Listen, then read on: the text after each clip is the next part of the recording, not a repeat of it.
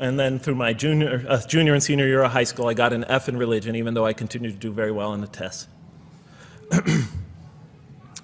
In any case, when I was 28, to make a long story short, some friends of mine gave me a copy of the Quran. And one night I was sitting in Diamond Heights, my apartment in Diamond Heights in San Francisco. I was working that time at the University of San Francisco. I was 27, 28 at that time, I can't remember. And I ran out of stuff to read, and I took this gift that my friends gave me and I began to read it. And I came to the first verse. Well, I opened the Quran, read the first page, then the second, and then very quickly, in the second surah, about 37 verses into the Quran, I came upon the story of mankind. And I have to admit, I read through it very quickly. It was about 9, 10 verses long, story of the first man and woman. And I recognized some of the details. It was similar to what I had learned when I was a child, but I noticed that there was something wrong. It was apparent to me that whoever authored this Quran, of course I wasn't a Muslim at the time, so I didn't have any idea who that was, whoever authored this Quran clearly did not understand the real meaning of the story, because they had obviously gotten the details confused. They didn't even understand the whole purpose of the story. And so I just read through it once, and then I read through it again, just to try to see what kind of point the author was making, and then I read through it a third time and a fourth, and then I realized this is something strange going on here. I'm going to read this much more carefully. I'm going to need to go through this story line by line, verse by verse, because it's obvious that the author is trying to bring out another point. And I wasn't quite sure what it was, but definitely he packs a lot of meaning into almost every word. And I thought the writer at least seems to have a great measure of brilliance. And so I'll try to sort of take you through what my experience was as quickly as I can. So I came to the 30th verse of the second surah, Surah Al-Baqarah, and it began like this. It said, "Behold, your Lord said to the angels, I am going to place a vicegerent on earth." The Arabic word is khalifa. It means a representative or an emissary of mine. "I am going to place a vicegerent on earth." And they said, the angels said, "Will you place therein one who will spread corruption and shed blood, while we celebrate your praises and glorify your holiness?" And God said, he said, "Truly I know what you do not know." See, that's the verse that hooked me. That's the verse that caught my attention. That's the one that kept on making me read the story again and again and again. Because listen to the way it begins. "Behold, your Lord said to the angels, I am going to place a representative of mine on earth, a vicegerent of mine, an emissary, one who acts on my behalf." I thought, that's not the way it goes. You're not supposed to be placing man on the earth in some positive role, some elective office. You place man on earth as a punishment for his sin. Clearly, I knew the author didn't quite get the point. But still, it was an amazing line. But then I come to the next line, and it says, "And the angels say, will you place therein one who will spread corruption and shed blood, while we celebrate your praises and glorify you?" I looked at it again. I couldn't believe the question. They said, "Will you place therein one who will spread corruption and shed blood, while we, the angels, celebrate your praises and glorify you?" I looked at that and I said, exactly. That would be my question. Why would you create this being, supposedly for some positive role, when he's capable of doing tremendous wrongdoing? When he could spread corruption and shed much blood? Why would you create this violent and pernicious creature when you could create angels? As the angels clearly say, while we, the angels, celebrate your praises and glorify you. They're asking one of the most fundamental questions in the entire history of religion. Why create you, man, this utterly fallible creature, this creature who could rebel against God's will, who could do such tremendous wrongdoing, who could wreak havoc like no other creature on earth, when you can make them angels? And look where the question is being asked. It's being asked in heaven. It's almost like saying, look, why don't you just make them angels and be up here in heaven with us, you know? Why don't you just make them angels, pop them into heaven, he's fine. Why would you put him on earth where he could feel distant from you, where he can work out his worse criminal tendencies, act them out, feeling somehow independent and apart from you and free to do whatever he wants, when you could just make them angels and put them into heaven and make them perfectly submissive to your will? I looked at that question and said, that's my question. I'm not even a single verse into the story of mankind, and there before me I see my question. That whole question, everything that I ever thought, everything that I ever experienced, everything that I ever knew was in that question. It was as if the author took my life and wanted to pick out exactly the right question to humiliate me, to provoke me, to anger me. Why create man, this most destructive and violent creature, when you could make him angels? And then look at the answer. And he said, God said, truly I know what you do not know. You know, in modern parlance, we would say, I know exactly what I'm doing. I read that and said, what? You know what you do not know? You know exactly what you're doing? Well, please inform me. Tell me what you're doing. Because, you know, I'm 28 years old and I haven't figured out it yet. And I have a lot of issues that I'm still dealing with that's connected to this question. You can't just get off that easy. You can't just tell me you know exactly what you're doing. Not after what I've been through. Not after you made me this way. And then I realized, of course, I was arguing with a God I didn't even believe in. And that would happen several times as I read through the Quran. And sometimes I would just get into so agitated by what I read, I'd start arguing with this voice that I'm reading before me, that's calling to me. So we turn to the next verse. Well, it turns out that the Quran just doesn't dismiss the question. It starts to answer it a little bit. And in the next verse it says, and he taught Adam, God taught Adam, the names of all things. And then he placed them before the angels and said, tell me their names if you are right. So this verse is clearly referring to the previous one. But notice what it says. Now, from my own background, I remember Adam naming things, but it wasn't connected to any answer to any philosophical question. But here, notice what it says. And he taught Adam the names of all things. And I realized already, just from the first verse, you got to read these verses very carefully because it's packed with a lot of symbolism and meaning. And he taught Adam the names of all things. So here we see Adam is not only just a creature who knows how to name things, who's acquiring the gift of language, but he's also a learning creature. God is teaching him. Now right here, right in this verse, and it'll come even clearer in the subsequent verses, that the very first thing that the Quran is going to emphasize here is man's intellect. He is a learning creature. He is taught. And what is he taught? What is one of the great intellectual gifts he's given? In response to the angel's question, the gift of language. Because through language, mankind could not only learn, but he could learn things not only through his own experience, but he could learn things that other people have experienced of times and places that are hundreds, thousands of years and miles separated from him. And so that all our knowledge becomes cumulative. Every generation learning from the generation before it. I'm learning today from authors I read from other sides of the world that may have existed 2,000 years ago. And so we all contribute to our collective learning and knowledge. And so what I'll see later in the Quran, when the Quran will emphasize this again and again and again. Like in one verse it says, read in the name of your Lord who created. Created a man out of a tiny creature that clings. Read, it commands the reader. For your Lord is most bountiful. Why is he most bountiful? What great gift did he give you? For he taught man the use of the pen. And through it taught him what he otherwise could not know. And time again, the Quran will call upon man to use his intellectual faculties and swear by his intellectual faculties. And to use them correctly because they play a fundamental role in guiding him to truth.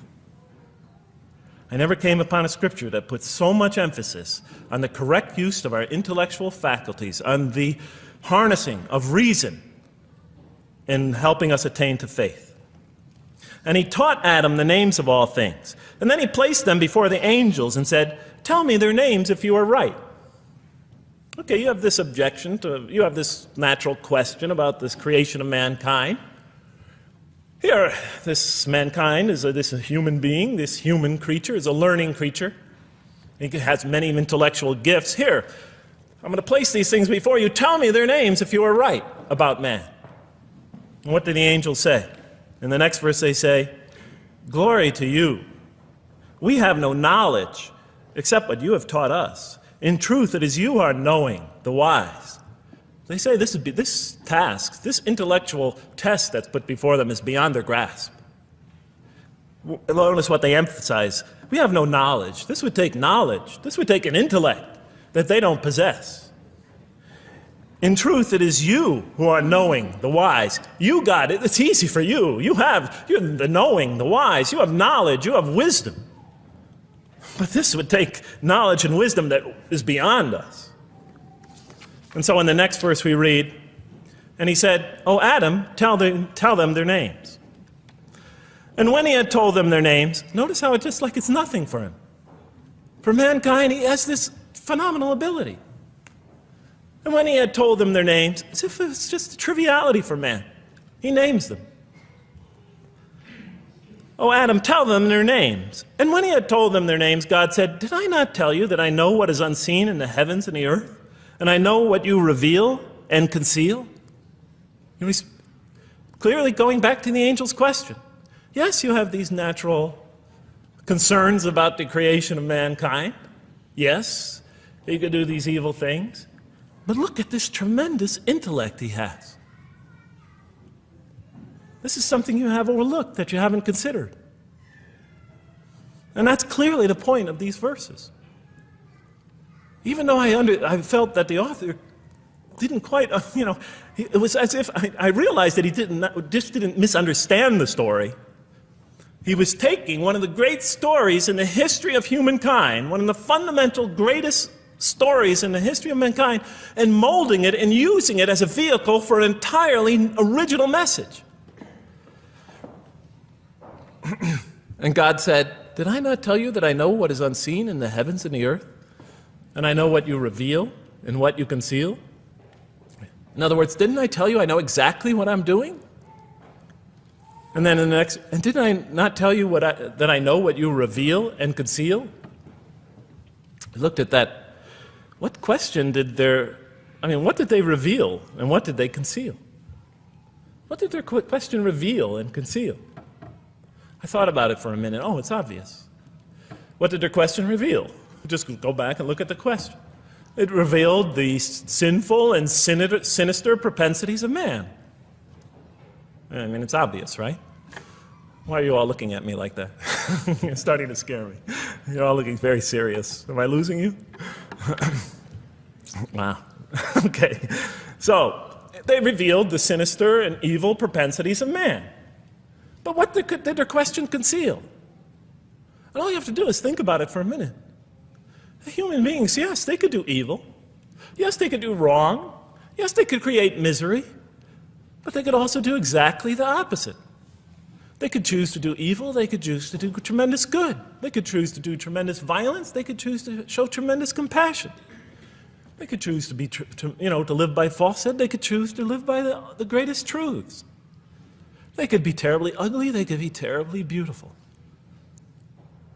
And up until that point in my life, I, like the angels, that only saw one side of the coin. And for the first time, when I read that verse, believe it or not, it was an eye-opener for me. I had always been obsessed with the evil potentials of human beings. When I read that verse, I realized that, and I had a great example right in front of me with my own mom, I realized that I had been blinded by only one side of human nature. So we go on to the next verse. "And behold, we said to the angels, bow down to Adam, and they bowed down. But not so Iblis." Iblis is like the father of Satan. Satan's, satanic beings, forces, creatures, existences. "He refused and was arrogant. He was of those who reject faith." An interesting statement. "And behold, we said to the angels, bow down to Adam. And they bowed down." Bowing down could symbolize two things. Bowing down could symbolize the superiority or potential superiority of one being over another, and so they bow down to them. Bowing down could also mean that they serve that creature in some respect. Of course, the Quran says that all beings serve God, all created beings serve God. But this verse seems to be indicating, and the rest of the Quran will make it clear, that these angelic beings, these angelic entities, will serve the development of mankind. We'll even see later that the satanic beings serve the development of mankind. Both forces, angelic and satanic, will serve the development of mankind.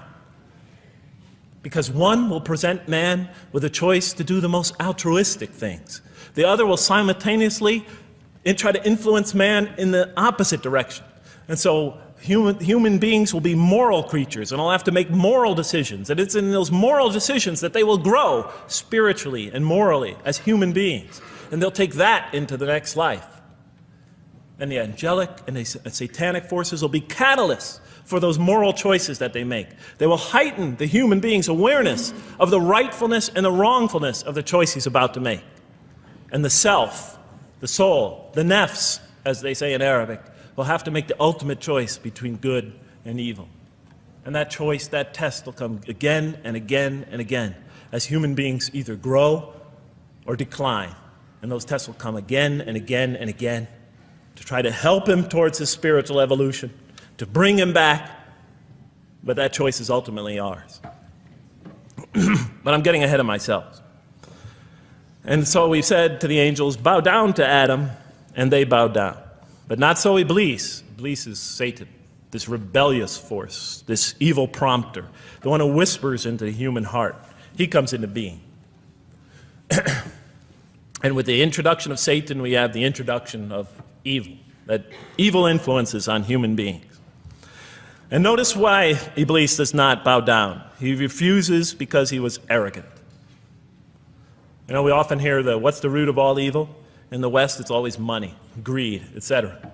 Here the Quran says that, seems to be saying that the root of all evil is not always material wants. It's not always money, it's not always greed. At the heart of evil is arrogance, putting yourself above all others, of assigning to yourself special priority and neglecting the rights of others, of pride and arrogance and envy, the source of evil. He was of those who reject faith. I looked at that verse and I said, okay, I get why you would create angels to sort of influence man in a positive direction. But why in this story now are you introducing Satan? What sort of role was Satan play?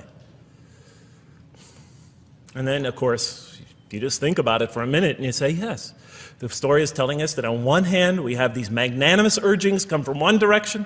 On the other hand, we have these satanic urgings coming from another direction. In other words, the Quran is telling us that man is not only a learning creature, but he's a moral creature. He has understanding of right and wrong. And God infuses those, and allows those influences to come to him. Man is not only an intelligent being, but a moral being. And so, the Quran is not all that difficult to understand. You just sort of read it, I found, and you just sort of follow your nose through it and see what it's saying. I'm sure, as most of you in this audience know.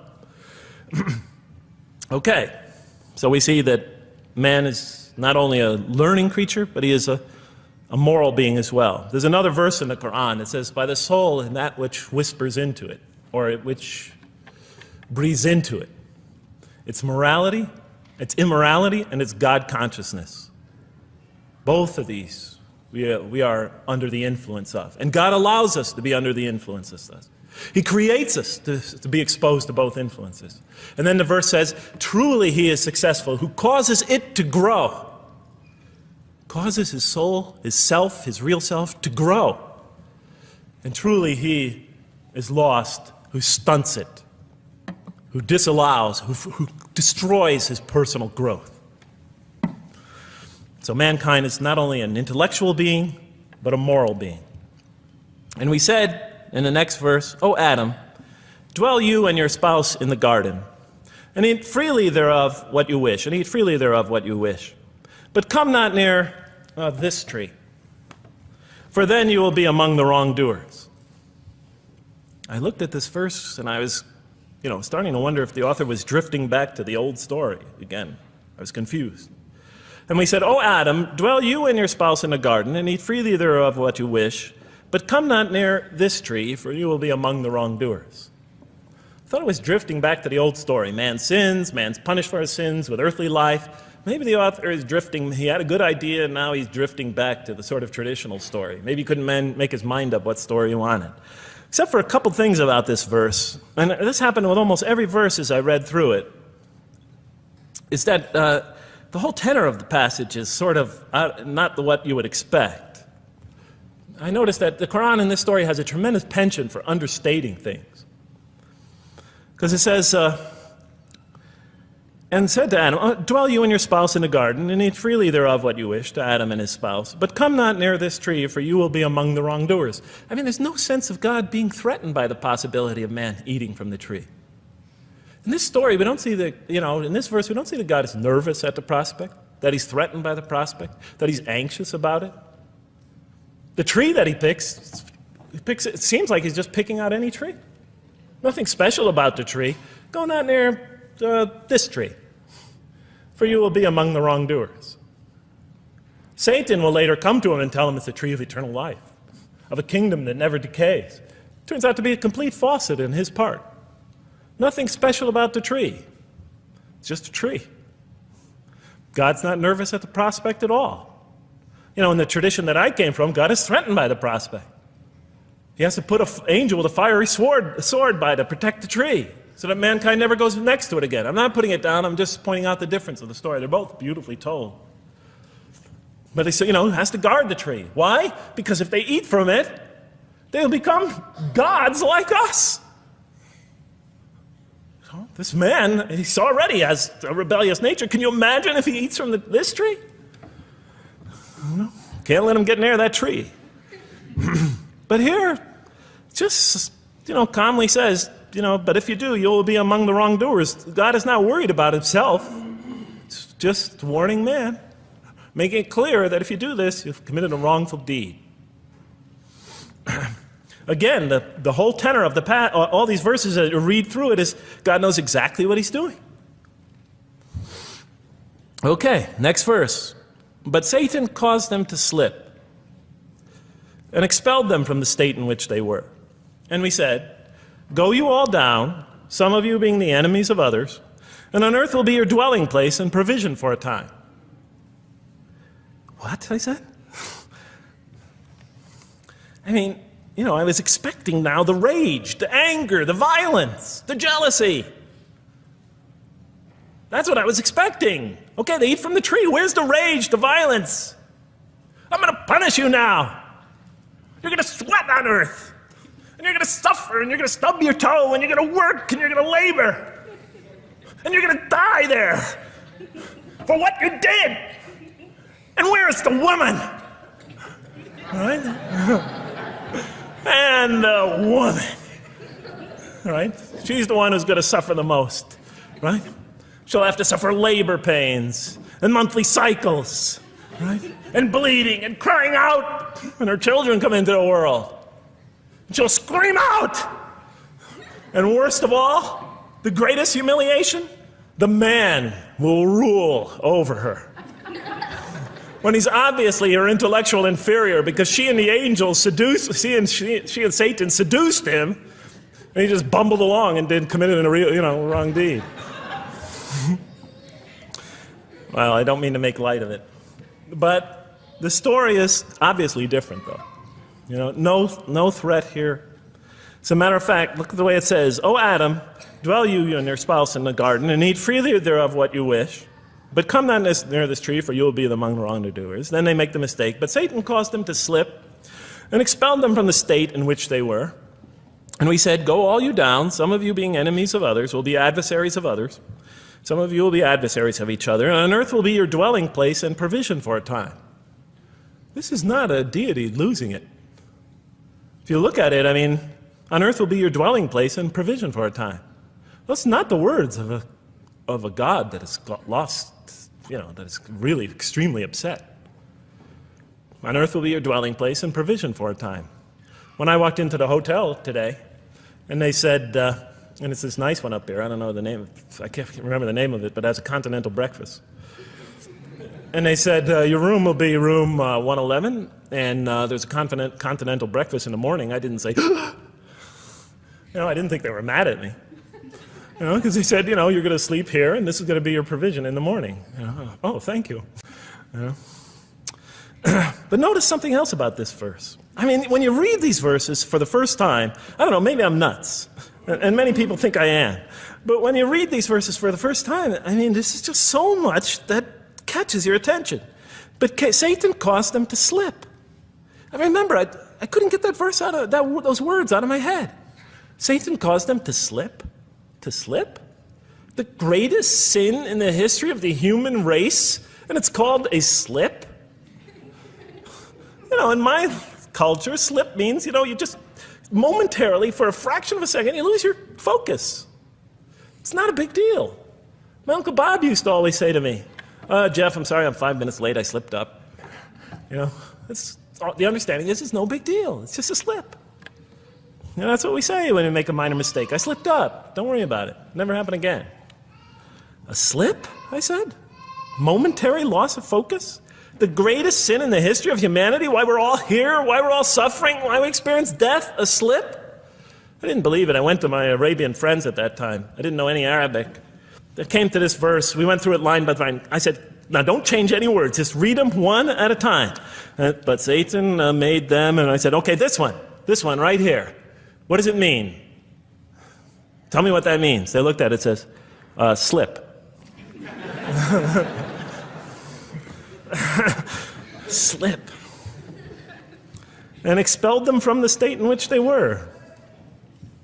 A slip, I thought? But then maybe I was trying to force the traditional understanding, the traditional interpretation. Maybe it was just a slip. I mean, after all, they didn't commit murder. They didn't commit robbery, rape, pillaging, assault. They ate a couple of pieces of fruit. It's not the greatest sin in the history of humanity by any means.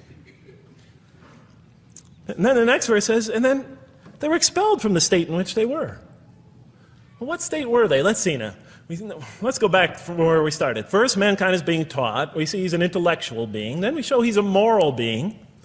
Moral being means he's a being that's going to have to make choices. And then God gives him this choice. It's not a huge deal. It's not the gravest sin in the history of humanity by any means. It's minor by any standards. They make it, though. We see that God originally intended to put man on earth as his vicegerent. We see a period of preparation where he's being prepared intellectually, where he's growing as a moral creature. When does God finally put him on earth? What signals that he's ready to begin? He makes his first independent choice. It's not the worst deed in the history of humanity. It's minor on anybody's scale, but it shows that mankind is ready to act on his own, to be his own, to make his own choices, that God has empowered him to make choices, and he's ready to make them and carry them out, and see them most often to their expected ends, if God wills. And that seems to be the only real significance of it.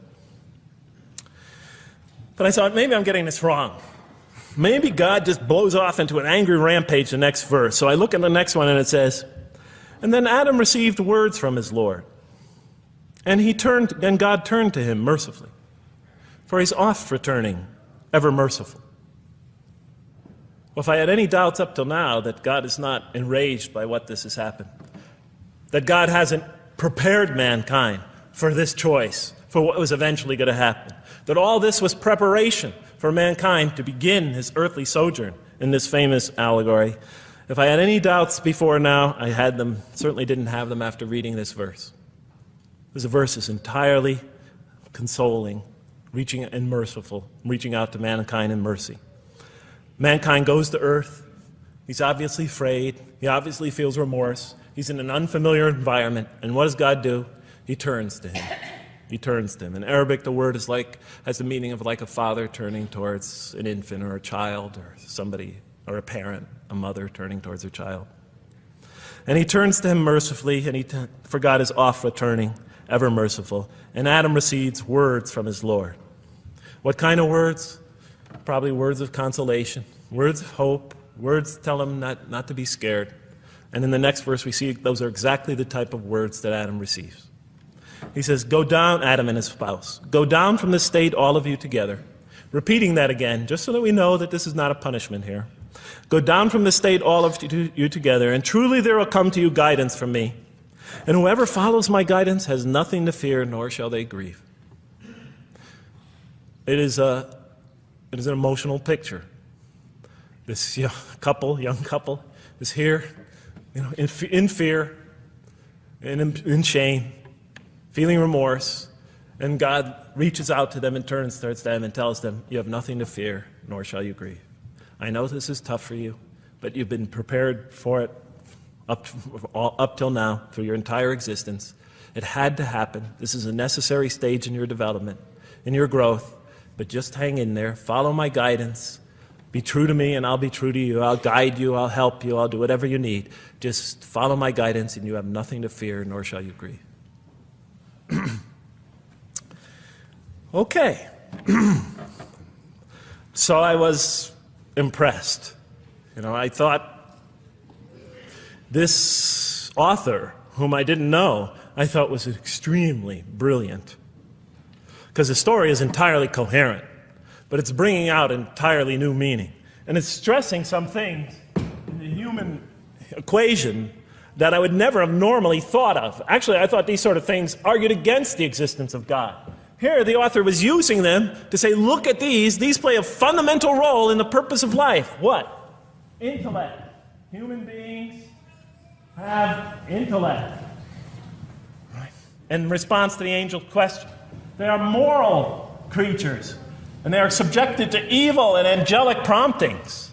And they have to choose between them again and again and again throughout their existence. And their growth, which the Quran talks about frequently, is going to depend on that.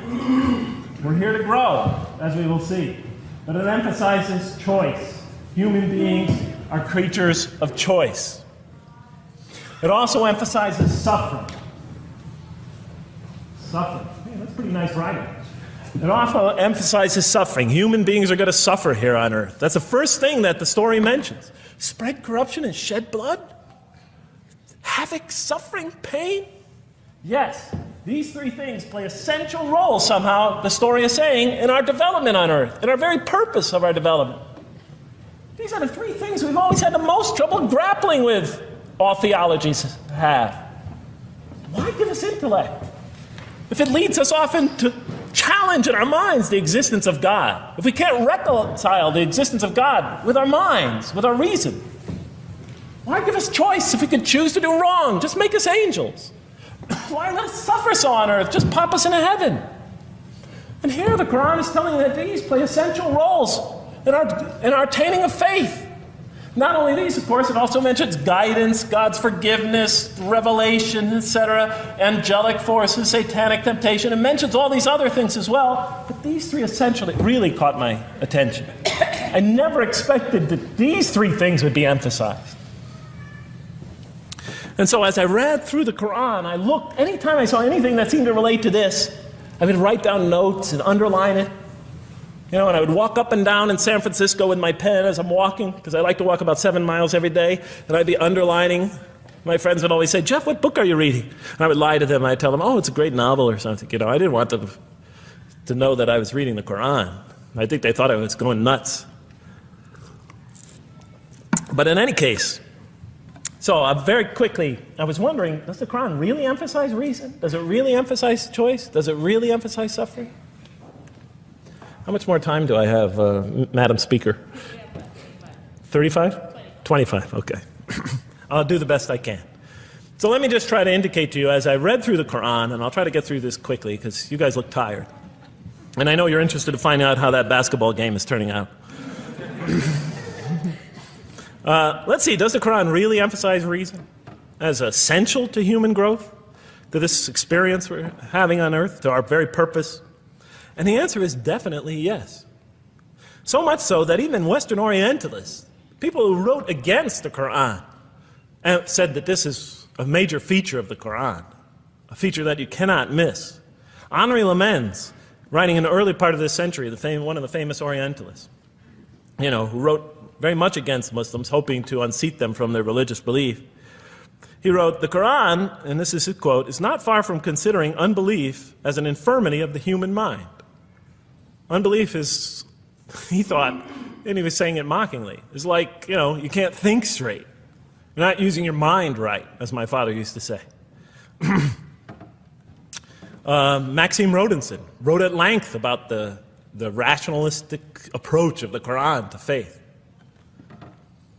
And this rational tone of the Quran is one of its most salient features, beyond doubt. I'll just give you a few quotations. One of its fundamental themes is that people ignore or reject God's signs and corrupt religion precisely because they do not use their reason. And the Quran will say that again and again and again. The Quran says about the disbelievers, they refuse to reason and are a people who do not reason. I have 7 such quotes in the Quran. The Quran will say, will you not reason? It mentions that 14 times to the reader. God reveals signs and lessons and admonitions so that, and this is a quote from the Quran, perhaps you will finally use your reason. There are 8 such statements in the Quran. From the Quran's viewpoint, reason and faith are allies, just as illogic and false belief are allies. And it clearly sets the conflict along these lines. It says the right way has henceforth become clear from error. Those who benefit most from the Quran are persons of insight. 16 such statements in the Quran. Firmly rooted in knowledge, 8 such statements. Use their reason, 10 such statements. Stand on clear evidence and proof, 7 such statements. Those who oppose this revelation are deluded, 9 such statements. In manifest error, 28 such statements. Ignorant, 15. Foolish, 3. Have no understanding, 9. Only follow surmise and conjecture, 9. And blindly adhere to tradition, multiple times. It states that. In an almost Socratic style, the Quran repeatedly quizzes the reader and calls into question his or her assumptions. Again and again, it asks us, what do you think? 18 such statements. Have you considered this or that? 13. Did you suppose? 7. Sounds like a math teacher. Do they not ponder? 2 such statements. Do you think? Do you even think? 18 such statements. The message is clear. To gain truer faith, we need to free ourselves from inherited notions and examine our beliefs rationally. Learning plays a key role in human development. Read, the Quran exhorts the reader. For God taught us the use of the pen and taught humankind what it otherwise could not know. In life, nature, and history, in the Quran, there are signs and lessons for those who are wise. There are 21 such statements. The Quran states over 100 times that it has been revealed to make things clear. I thought the author of this Quran must have had a strong mathematical insight, a natural mathematician. All throughout, when I was reading, I was trying to imagine what he must have been like. God teaches humanity both directly and indirectly, and sometimes so subtly that we are unaware of his instruction. Thus, he tests us in multifarious ways. Of course, I just want to make it clear, Muslims believe God himself is the author of the Quran. Sometimes I give this speech and people come away and ask me, Jeff, who is the author of the Quran anyway? But I didn't know. So I was just trying to figure it out. Repetition is indicative of the importance given to certain ideas. It should be observed that the Arabic word for knowledge in the Quran, ilm, appears 854 times in the text in its various forms. It's one of the most frequently occurring words. So the Quran really does put great emphasis on reason in our spiritual quest. Does it put great emphasis on choice? Well, here's what it has to say. Let there be no compulsion in religion. The right way is henceforth clear from error.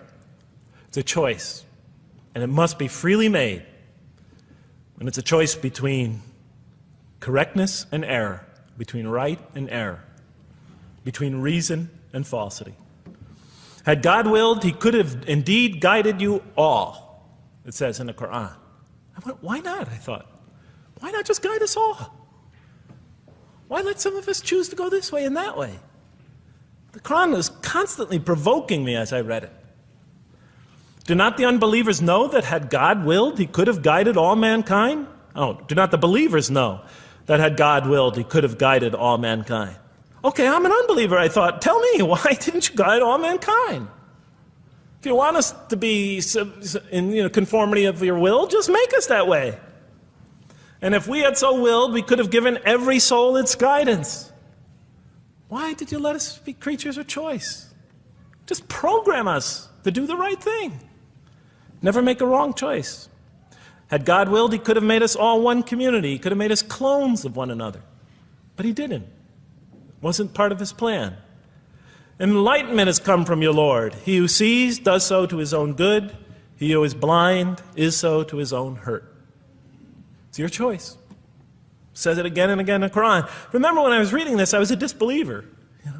And this scripture is constantly reminding me, it's your choice, Jeff. It's no compulsion in this. It's your choice. It's up to you. You're probably not reasoning correctly here. Think a little harder. Come on, try. It's just a few more steps. And whoever is guided is only to his own gain, and whoever is stray, I am only a warner. It's your choice. We have revealed to you the book with the truth for mankind. He who lets himself be guided does so as for his own good. He who goes astray, it's to his own hurt. It's his choice. There are many, many such references. I'll stop there. But you get the point. The Quran clearly emphasizes that choice plays a key role in our development. But what about suffering? I mean, suffering's the biggie, right? I mean, that's the real major question. What does the Quran have to say about suffering? Because every religion deals with suffering in a different way. It's either something you have to be saved from, and so some religions stress salvation, or it's something that you have to sort of transcend through meditation and training so you can sort of not feel it so much, get above it and beyond it. Some religions see it as primarily punishment. Some of the more ancient religions see it as the result of the precarious and whimsical, control of many gods working against each other, playing with human beings. Different religions have dealt with it in different ways. But almost all of them, I would indeed say all of them, have sort of seen it as something not so good. But let's see what the Quran has to say about it. Something to be avoided, to transcended, to be saved from. The Quran says just the opposite. You are going to experience it. You will suffer in this life. And it plays a fundamental role in your development, in your growth, and in what you are to become. This scripture didn't just say you're going to experience it. It said you should embrace it. You should struggle through it. Your life should be a struggle, it says. It should be a jihad. Yeah, right? But that's what it says. Jihad means struggle. When the Quran most says jihad, it's most often not in the context of fighting. Qital is the Arabic word for fighting. But it says even in the Mecca verses, long before Muslims had to defend themselves against their oppressors, it mentions that you have to struggle in the path of God. With the Quran, it even says. Struggle in the path of God with this Quran. Life is a struggle. It says in one verse, most assuredly we will try you with something of danger and hunger and the loss of worldly goods, with the loss of your lives and the fruits of your labor. Most assuredly we will try you. It's not just talking about evil people, good people. But give the good news, the glad tidings. Be happy for those who are patient in adversity and suffering. Good news, I thought? Doesn't the author understand the terrible effects of suffering? Give the good news to those who are patient through adversity, who when calamity befalls them say, truly unto God we belong and truly unto him we shall return. In other words, that this could benefit them. It was a remarkable statement.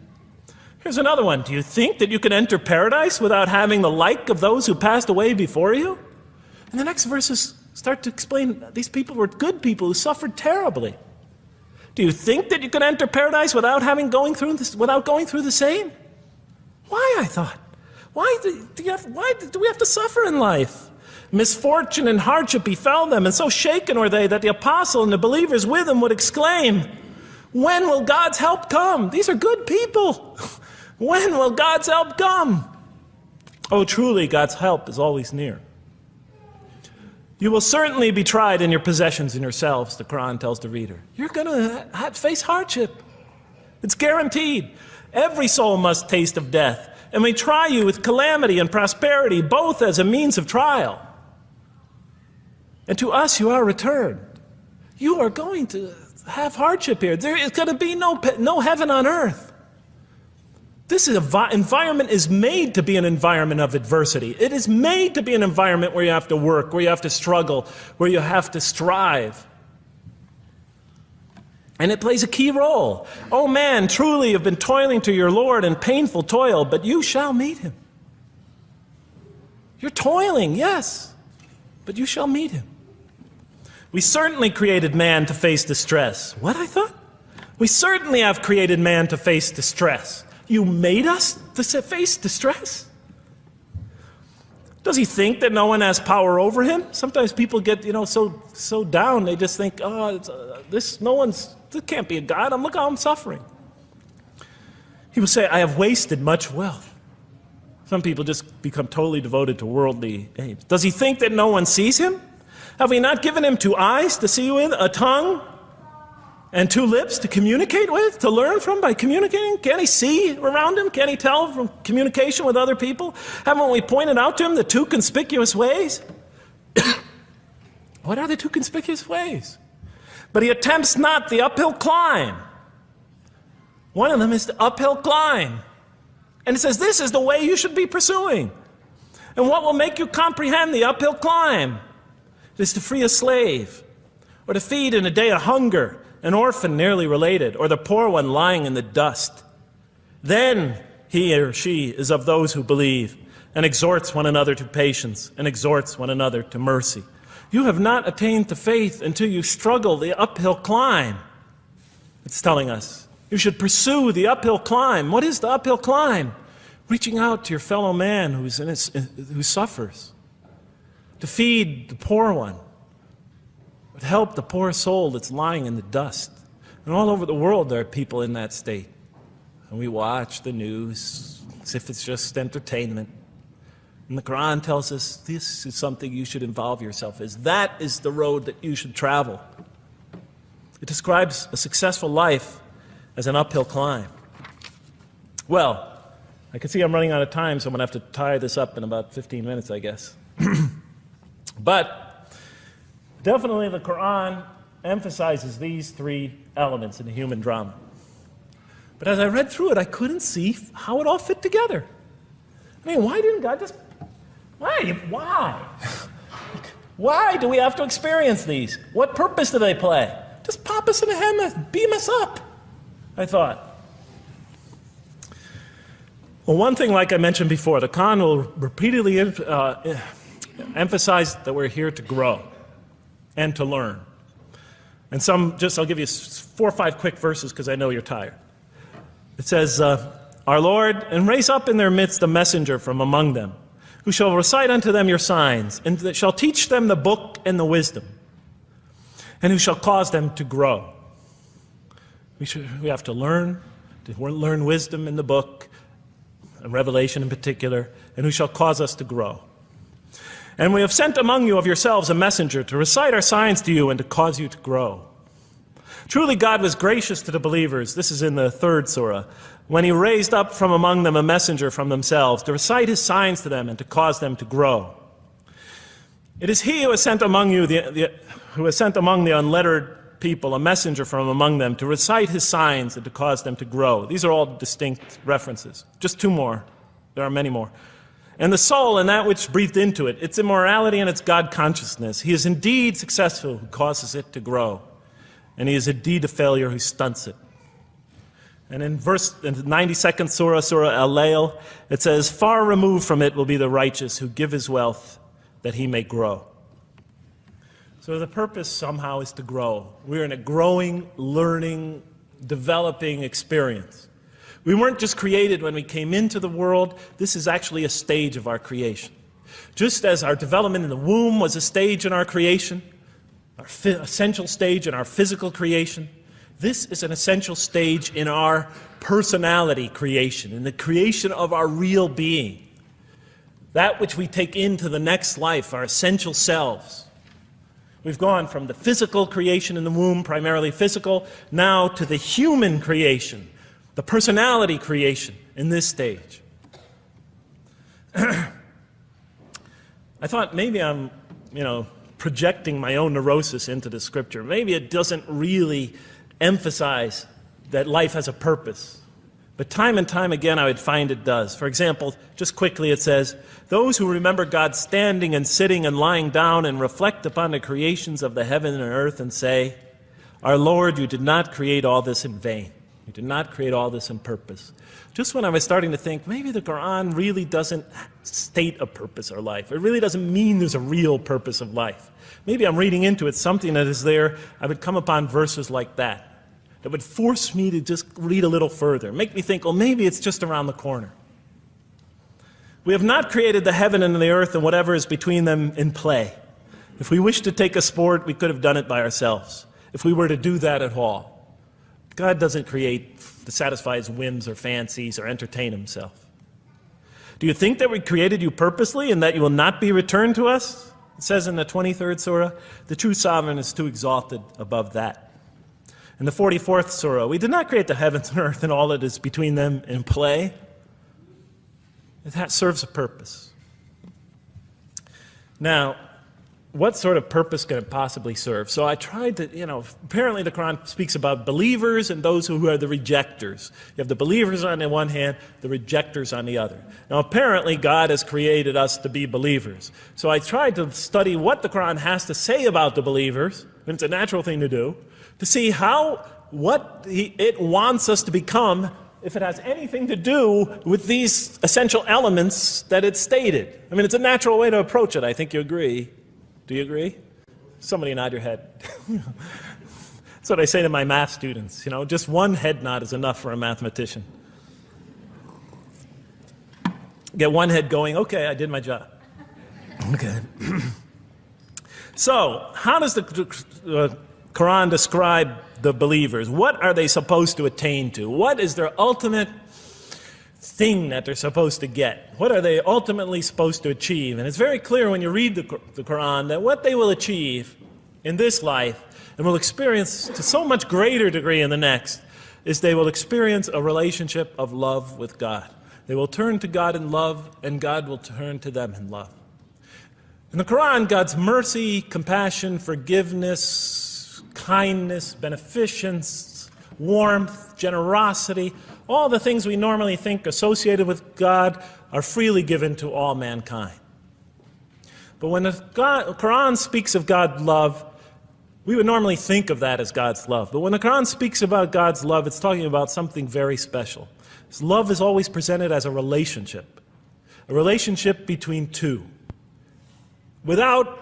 If we do not turn to God in love, then we just receive his mercy, forgiveness, kindness, beneficence, warmth, generosity, all those wonderful nurturing things, his nurturing, and we reject it.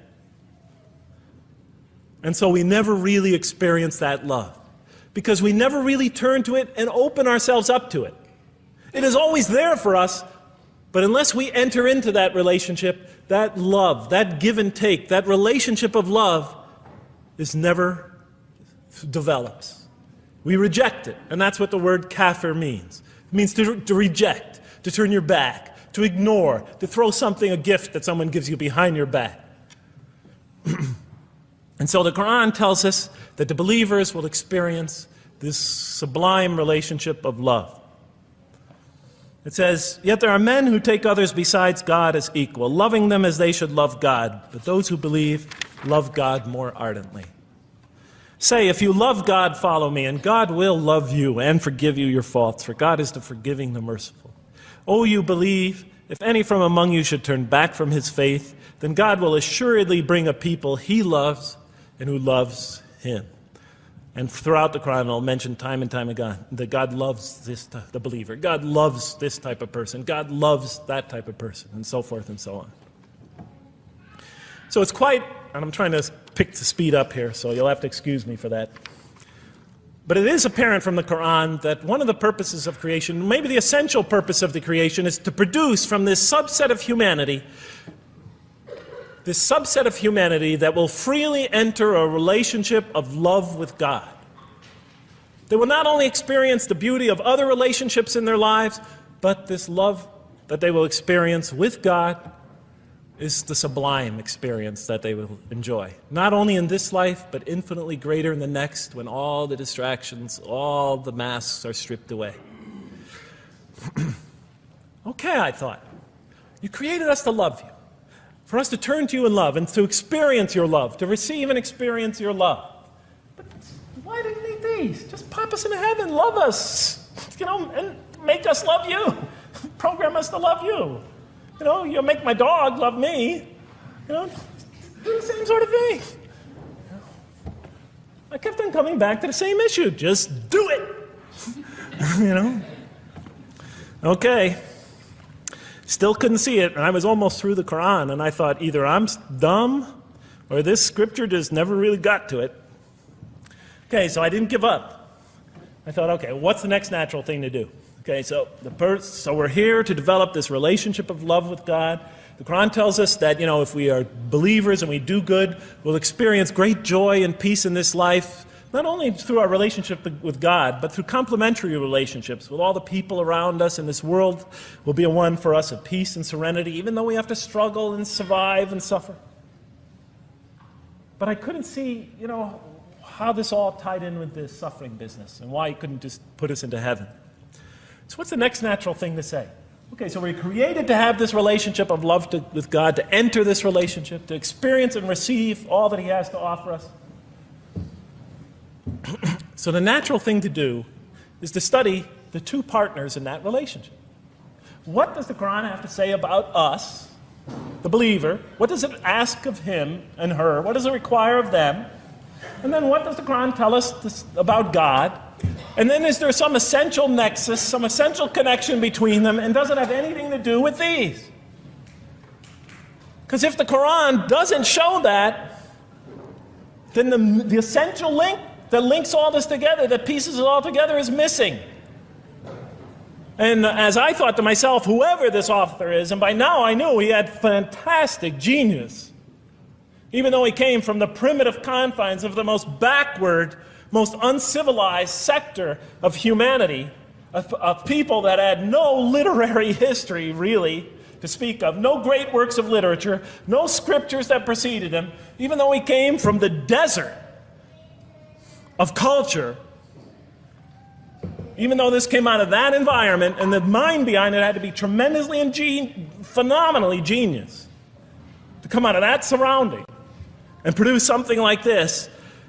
If that essential link was missing, I knew that, he was great, but, and extremely great. But, what do you expect? How could anybody answer those questions? Nobody in the history of humanity has been able to answer them. Okay, so I thought, first I'll see what the Quran has to say about the believers. What does it require of them? Then what it has to say about God, and see if there's some essential link. Are you following me? You're giving me the note. Get off the stage. Okay, I'll do my best. It's a deep subject. We're almost done. Bear with me a few more minutes. I'm sorry, really. I know Siraj Wahhaj, when he gives these sort of speeches, he always says, okay, I'm finishing up now, and then 10 minutes later he says, you thought I was telling you to... I won't say that, but just give me a few more minutes. Bear with me. Okay, quickly. What does the Quran ask of the believers?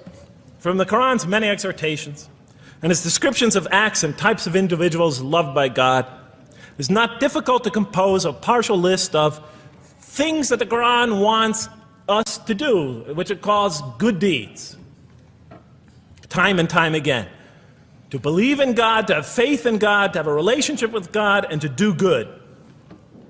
So what does it describe as these good deeds? Well, as I read through the Quran, it says that, can I take this away? Remember, intellect, choice, suffering. It says we should show compassion. show compassion. We should be merciful. I have the references here, but just excuse me, I'm not going to list them all. We're running out of time. We should be forgiving. Forgive others. We should be just. We should protect the weak and defend the oppressed. Defend the oppressed. We should seek knowledge and wisdom. Knowledge, wisdom. Bear with me, ladies and gentlemen. We should be generous, truthful, and we should be peaceful. And we should love our fellow man. Love others. I'll just give you one verse because I know we're running out of time, Madam Speaker. Truly those who believe and do good will the most merciful endow with love. And to this end we have made this scripture easy to understand in your own tongue, so that you might convey a glad tiding to the God-conscious and warn those given to contention. So, to this end we have made this easy to understand, so that we'll learn to love others. Okay, that's all I'll say about that. I would like to say a lot more, but I don't have time. Now, what does the Quran tell us about God? You have to realize I'm just about through with the Quran here, my first time reading it. And now I was really caught. I searched my head. What does the Quran tell us about God? It tells us nothing could be compared to him. That he's outside anything that we may compare to. That our definitions do not encompass him. That our reason cannot comprehend him. That he is transcendent and we are finite. That he is immortal. He transcends time and space and we are bound by it. That he is immortal, we are mortal. He is uncorporeal, we are corporeal. That we have no way of comparing ourselves to him. Nothing could be compared to him. I thought, oh my God, I'm so close and yet so far. Because I'll never understand the essential link between us and God and why these three things fit into place. Because the Quran tells us that we could never really quite understand God. Or at least that's the way I thought. And so I put down the Quran when I had finished it. And much to my dismay, I was honestly disappointed because I thought the author made a brilliant try. But he never quite made it. And so I was sitting in front of, about 3-4 weeks later, I was sitting in Diamond Heights in my apartment watching a football game, I think it was. And you know, sometimes things just slip into your minds when you least expect them, and I'm sitting there watching it, and all of a sudden into my mind came a thought. And I said, wait a minute. The Quran does tell us so much about God. It tells us again and again and again, but somehow I just missed it. Just skimmed over it every single time. Because if you turn to almost any page, if you turn to the beginning of any surah, you could see time and time again essential information about God that I just thought was sort of a literary device, something to make it just sound more beautiful. Because if you turn to the beginning of any surah, you'll see the words Bismillahir Rahmanir Rahim, in the name of God, the most merciful, the most compassionate. If you read almost any passage, long passage, when you come to the end of it, it's punctuated by dual attributive statements like God is the merciful, the compassionate, God is the forgiving, the gentle, God is the kind, the protector, God is the generous, the truthful, God is, and so forth and so on. There are tens of thousands of such references in the statements in the Quran. What the Quran defines as God's most beautiful names, his attributes of perfection, repeated again and again and again on almost every page. And as I sat there, sitting by the television, I started to jot them down in my, on my little piece of notebook there. Same notebook I used to jot these down before. And I began to list from my own mind the attributes of perfection as I remembered them. And they were, God is the compassionate. God is the merciful. God is the forgiving. God is the just, the protector, the defender of the oppressed and the weak. the knowing, the wise, the generous, the kind, the truthful, the loving, the peaceful, the source of all peace, the truth, and so forth and so on. Every item I had listed in my list for the qualities that we human beings are supposed to develop, the Quran was telling me had its infinite source and perfection in Allah, in God. And then all of a sudden, all the pieces fell together. Then I suddenly saw it, as I see most of you probably see as well. That now, suddenly it all began to make sense to me. In what way do I say that? Well, it was now obvious why we had to develop these qualities. It was now obvious how these things on the floor here fell into place. And I'll just say it clearly. We're here to develop a relationship with God, to become closer to God. But how can you become closer to God when He's transcendent and you're finite, when He's immortal and you're immortal, vice versa? When He's immortal and you're mortal, when He's unbound, fettered by time and space, and you are, and so forth and so on. How can you become close to that one? If I want to become close to you, I need to have something to share with you, something that we have in common. So, for example, if I want to come close to this young man here physically, I'll approach him, because we both have bodies, and I can position my body closer to him. Physical presence, bodily presence, is something we both share. If I want to become closer to that gentleman back there, if I want to become closer to him intellectually, I'll reason with him so we will have a convergence of minds, because we both possess reason. If I want to become closer to one of my sisters on this side emotionally, I'll try to appeal to their sentiments, because we both share feelings and similar types of experiences that generate those feelings. But how does one become closer to God? What do we share with Him? We share with Him exactly what He gave us. Because the Quran tells us that when we came into this life, He breathes into our spirit something of His Spirit. And that we come into this world with the seed of these very qualities within us. And we could either kill them, stunt them, as the Quran says, or cause them to grow. And when we grow in these, we grow in our ability not just to experience tremendous beauty in life through all this, but we grow in our ability to receive and experience the infinite beauty, the infinite peace, the infinite truth, the infinite compassion, the infinite mercy, the infinite, etc., all the way down the list, that only comes from the infinite perfect source of all these. The more we grow in mercy, the more we grow in our ability to receive and experience in this life and in the next, to an infinitely greater degree, the mercy of God. The more we grow in compassion, the more we grow in our ability to receive and experience God's compassion in this life, through prayer and through ritual and through contemplation and through other experience of others. And of course, infinitely more in the next life, the compassion of God. The more we grow in our truthfulness, the more we grow in our ability to experience God, the truth, because all truth comes from God.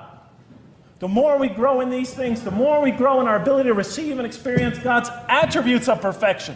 The more we grow in our ability to receive and experience His being. And that sort of nearness we are growing to Him is tied to our essential nature and to His. It's more than just physical nearness. It's more than just a convergence of ideas. It's more than just a convergence of feelings. It's a convergence of essential beings.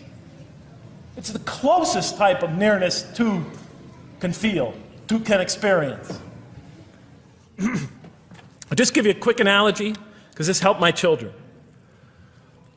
Let's pretend I have a goldfish, a dog, and 3 children.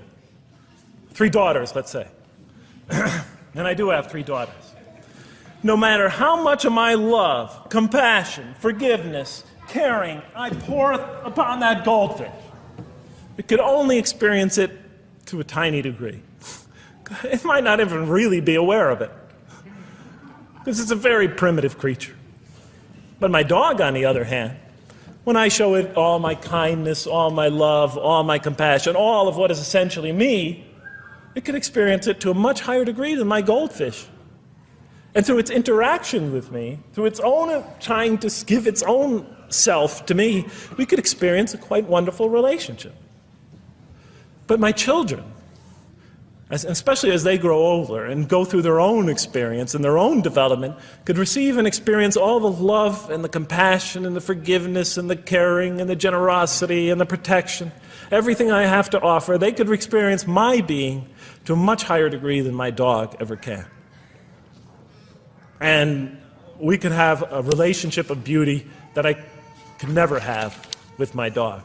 As much as I love animals, having had 3 daughters, I know that the relationship that you have with 3 beautiful daughters could never even come close. No other relationship could approximate that. Of course, my relationship with my wife is also extremely beautiful, and she might hear this today. And she's a wonderful woman, really. I mean, she's the source of so much beauty. But, okay, Madam Chairman, I am ready. So that seems to bring it all together. So now, I thought, wait a minute. That doesn't explain this. Why the intellect? Why the choice? Why the suffering? I thought, you almost had me, this Quran. You almost duped me. You almost tricked me, seduced me into accepting this philosophy. But wait a minute. What about intellect, choice, suffering? Why do we have to experience these? Why couldn't you just programmed us to be merciful, compassionate, forgiving, etc.? Why do we have to go through all this? And then, of course, the answer came to me as quickly as I thought of it. So we are creatures, and we grow, and we become. And yes, and you could make us anything you want, but you can't contain any of those attributes I listed without these 3 things. In mathematics, we try, 3 premises that go into, proving a theorem. We try to see if we could take one of them away, and if it's essential. And all 3 of these are definitely essential. For example, you could program a computer never to make an incorrect statement, but it doesn't become a truthful computer. Never heard anybody say to me, Jeff, this Macintosh is the most truthful computer I ever saw. If it's programmed, it's not truth. You could program a CAT scan to help the sick, but it doesn't become compassionate. Never heard a doctor say, Jeff, if you want to see a compassionate CAT scan, you come right over here. Right? Because all those things, compassion, forgiveness, truth, caring, love, all are born out of choice, suffering, and reason. In order to do a compassionate deed, when we consider reaching out to someone in compassion, that person, first of all, that's inconceivable without the presence of suffering, an environment where there's suffering. And when we decide to help them or not, we reason in our minds, what is this going to require of me? It's going to require some suffering on my part, some of my giving of myself. And without that mental process, it doesn't become a compassionate deed. And if it isn't by choice, it's not a compassionate deed. It's that choice that makes it compassionate. Same thing with truth. Truth is a choice between telling the truth or not telling the truth. Oftentimes we tell it when we're at risk to our own personal loss. The more suffering that might come out of that choice, the greater is the truth behind it, the greater an act of truthfulness. And all the time we have to weigh the consequences of that choice. If I tell the truth there, my teacher's going to give me an F. If I don't tell the truth, I might get an A. We weigh it in our mind. Last example, the famous wedding vow. Do you take this woman to be your wife in sickness and in health, for richer or for poorer, until death do you part? What are they asking us? Do you knowingly make this choice, understanding full well what's at stake here? That it might involve richness but poverty, health or sickness, that suffering's going to be involved until death. Once a young lady told me, you never really loved me. Because when the growing got tough, when things got hard, when we hit rock bottom, when my life fell apart, you just got up and left. And she was right. And she understood full well that that's what love is all about. It is through giving and suffering together and hanging in there with each other and not bailing out and persevering through suffering, making that choice and knowing what you're doing. All those three things are essential. So it's very easy to see why the Quran stresses these. Because in order for us to grow in these, I dropped it, we have to have these. And that's why it's very easy to see, ladies and gentlemen, why the Quran, 30 seconds, Madam Chairman, why the Quran talks about sin as self-destruction. The Quran says when we sin, we commit, the Arabic word is dhulm, or zulm, however dialect you have. Dhulm against ourselves. We oppress, we destroy ourselves. Because when we don't grow in these, when we grow in the very opposite of these, we are literally destroying ourselves. When we grow into the things that are antithetical to these, we are destroying our natures and will not allow ourselves to receive and experience the beauty that could be in store for us in this life and the next. It's like coming into this world and developing in the womb none of the physical things you need to experience comfort and joy and peace and happiness on a physical level in this life. It's as if you're coming into this life and you've destroyed yourself physically somehow in the womb, and you came into it and you had nothing to protect you from the cold, from the heat, from the harshness of the elements, from germs, from disease, nothing to protect you, nothing to satisfy, give you the ability to satisfy your thirst or your hunger, nothing for you to experience any physical comfort. This is all that matters as we go into the next life. If we don't develop these through our relationship with God, our very purpose of our being, then we will experience terrible suffering in this life, worse than if we came into this life in a physical state that didn't avail us of any of the comfort of this life. And so it'll be worse than fire. It'll be worse than endless fire. It'll be worse than the worst hell we could possibly imagine. So the Quran tells us, that yes, when it talks about heaven and hell, it's used very powerful symbolic language, but what it essentially is telling us is imagine the greatest joy and wonder and peace and serenity you could ever experience, and that's what's open to you on the one end. But on the other end, imagine the most terrible suffering that you could possibly bring on yourself, and you could also do that to yourself as well. It'll be worse than anything you could have ever imagined. And the Quran tells us that God says on the Day of Judgment, I did not harm you in the least. You destroyed yourselves. And it could say that in total objective truth. And that's why the Quran, well, I think I'll leave it at that because Madam Speaker is about to shoot me. I still have other things to talk about, but I want to find out how that basketball game is going. So thank you so much for listening to me for so long. And may the peace and mercy of Allah be upon you all. I didn't mean to try to scare anybody at the end. That wasn't my goal. I was just trying to make a point. And may the peace and mercy of God be upon you all. Thank you so much. Assalamu alaikum.